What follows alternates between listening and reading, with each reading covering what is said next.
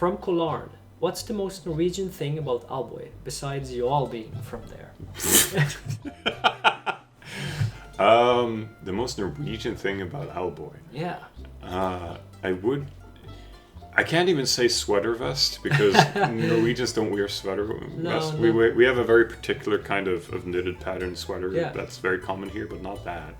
I suppose you could say that you go to a snow-covered land that has sort of elements of that in it. Yeah. One thing that I think is sort of unavoidable is that we put a lot of ourselves in these games, and probably a lot of our Norwegianisms like come through even though we don't intend it to. Because this is sort of an aspect that's very difficult for me to see personally because, you know, I live here.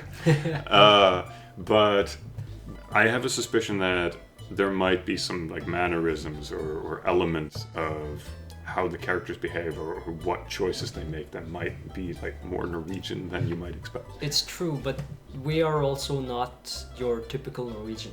Yeah, that's true. I mean, we've while developing an Owlboy, I guess we were part-time living in the States even. Yeah, I think cumulatively maybe have lived in the States for like 2 years or so. Yeah, maybe a bit more. But I do think to an extent the way people dress, because that's kind of like I really like sweaters and I love woven patterns, and of course my family did cross-stitching for many years, so the fact that a lot of the characters are a lot more bunched up probably is more Norwegian than I had planned for. Might be. Okay, Anonymous. Is Getty named after Getty Lee from Rush? Unfortunately, yes. The truth is, we were very, very early on. This was before you joined the team. Our first programmer was just throwing out. We were spitballing with some things, and I don't remember who said it first, but I was like, could it be something like, I don't know, Getty? And then he was like, oh yeah, Getty Lee from Rush. And I'm like, I don't know what that is, but sure. And ever since then, I just kind of just kept calling him Getty. And I didn't think about the fact that, oh yeah, that's probably why I was so gung-ho about naming him that. So yeah, unfortunately, through some sort of weird thing, by accident, Getty is named after him. But it's a perfect name for him, though. He couldn't be named anything else. Yeah, at this point, like I can't look at him and not think Getty. No. Because it's what his face looks like. Yeah. He looks like a Getty. Yeah, it does. Okay, from Anon. Was there an idea to add survival mode or something like an arena to the game? After all, there are so many different types of enemies in the game and the characters have different abilities. I'm supposing he's talking about Owlboy for this. Yes. So, a survival mode for Owlboy. While we did have, ideas for mini games, and the canon mini game is one of them, poorly executed as it is. I don't think spending too much time on stuff like that for Owlboy was ever on the menu. No, I mean, if you think about it, a lot of the rooms that you get into are sort of survival rooms, and some of them are even optional. I can't even remember what the name of the enemy is. The flying mole. The barb. Yeah, the barb.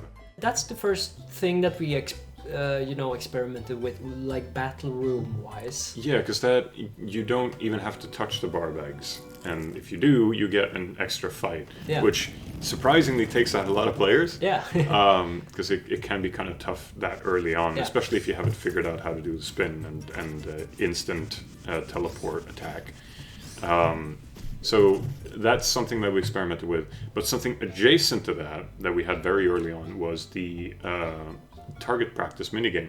Oh yeah, that's true. Because there you had the option to sort of train yourself on how to use Getty's blaster. Yeah. We actually did have a score system where the faster you did it, the more points you got. And I forget what their name was, but it was something like the Grey Sentinel or something. I think that was something that Henrik added. Was a nickname that Agio used for himself. Because he was just like, he didn't want people to know that he did the target minigame and was so damn good at it. Yeah. So he had to find like a moniker so that people wouldn't know. Yeah. And oh man, I wish we had finished that up. It's still in the game somewhere. Yeah, we there's like an awkwardly placed rock in the leftmost side underneath Bomberman's house. The entrance is still there to the target practice area. We should on the 10th anniversary we should just remove that rock. Yeah, because it's like, it's so funny because a lot of people, when they enter Valley for the first time, it naturally slopes towards that thing because we wanted you to walk in there and do target practice. Yeah. But then, because, that's one thing I should mention is that in some iterations of the game, when you met Getty for the first time, you instantly get him. So you would have Getty at that point and you would walk over and then just do the target minigame. But now people just awkwardly walk up to that rock and like, why can't I do anything? Yeah. So it would have been fun, but also time consuming. So yes. Maybe sometime in the future for Owlboy 4. Yeah.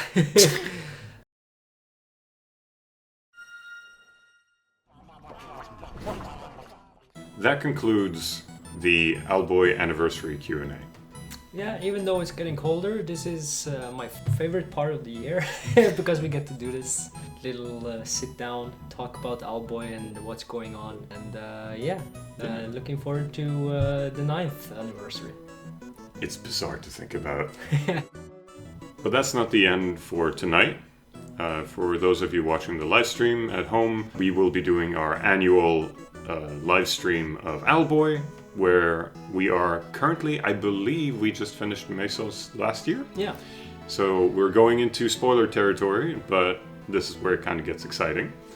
There is a slight chance that we'll be able to finish this year. No promises, but for those of you that have stuck around this long, I hope you will join us for this final segment. Thank you so much for watching everything, and thank you for supporting us all these years. We'll see you next year. Bye!